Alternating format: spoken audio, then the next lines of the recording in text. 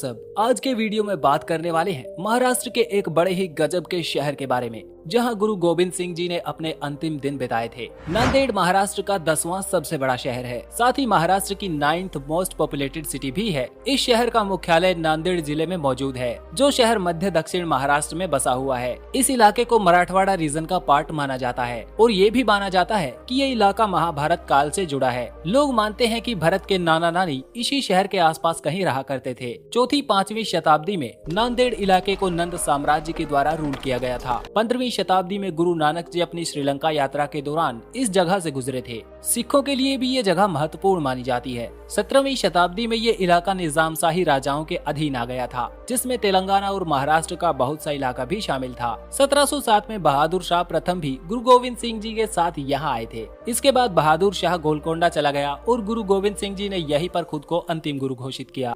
ये शहर लगभग 63 वर्ग किलोमीटर के इलाके में फैला हुआ है, जो समुद्र तल से 362 मीटर की ऊंचाई पर बसा है। 2011 की जनगणना में यहाँ लगभग 5.5 लाख की आबादी पाई गई, जो यहाँ के क्षेत्रफल के साथ 8700 वर्ग किलोमीटर का जनसंख्या घनत्व बनाती है। शिक्षा के क्षेत्र में ये इलाका अपनी ठीक ठाक पहचान बनाए हुए है। यहाँ की आबादी में से लगभग 87% लोग भारतीय शिक्षा ग्रहण किए हुए हैं। यहाँ की डेमोग्राफी के एक और पहलू लिंगानुपात की बात करें तो यहाँ 1000 पुरुषों पर 924 महिलाओं का लिंगानुपात पाया जाता है। यहाँ की आबादी में 48% लोग सनातन धर्म में विश्वास करते हैं। वही दूसरे नंबर पर 34% के आसपास इस्लाम धर्म को मानने वाले लोग भी रहते हैं। महाराष्ट्र के इस इलाके में प्राचीन समय में बुद्धिज्म की जड़ें भी दूर तक फैली हुई थी। यहाँ आज भी लगभग 15% बौद्धों की विचारधारा से प्रभावित लोग मिल जाते हैं। इकोनॉमी की बात करें तो यहाँ के लोग विभिन्न क्षेत्रों में काम करते हैं, जिनमें खेती बाड़ी से लेकर टूरिज्म, सर्विसेज,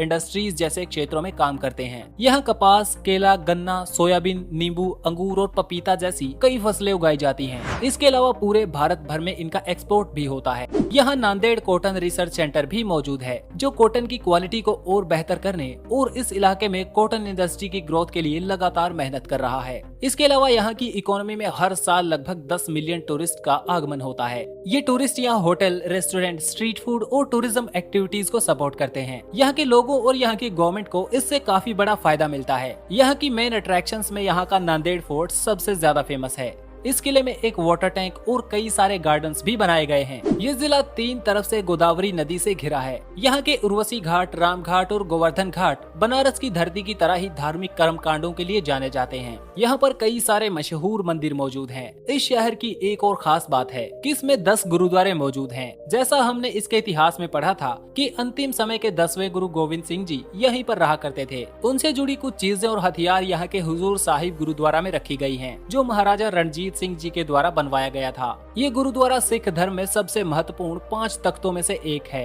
ट्रांसपोर्ट इंफ्रास्ट्रक्चर की बात करें तो इस शहर से होकर नेशनल हाईवे 61 और 361 गुजरते हैं, जो नागपुर, रत्नागिरी, अकोला और सांगर रेड्डी को जोड़ते हैं। यहाँ की सिकंदराबाद मनमाड़ लाइन पर मौजूद हुजूर साहिब नांदेड़ रेलवे स्टेशन यहाँ का मुख्य रेलवे स्टेशन है, जो साउथ सेंट्रल रेलवे जोन के अंदर आता है। यहाँ से हर दिन लगभग 48 ट्रेन गुजरती हैं, जो यहाँ के लोगों के ट्रांसपोर्ट के लिए सबसे सस्ता साधन है। यहाँ पर श्री गोविंद सिंह जी एयरपोर्ट भी मौजूद है, जहाँ से प्रतिदिन हैदराबाद, मुंबई, जलगांव और अमृतसर तक सीधी फ्लाइट्स जाती हैं। इसी के साथ इस वीडियो को यही क्लोज करते हैं। उम्मीद है आप इस वीडियो को अप्रिशिएट करेंगे, लाइक करेंगे और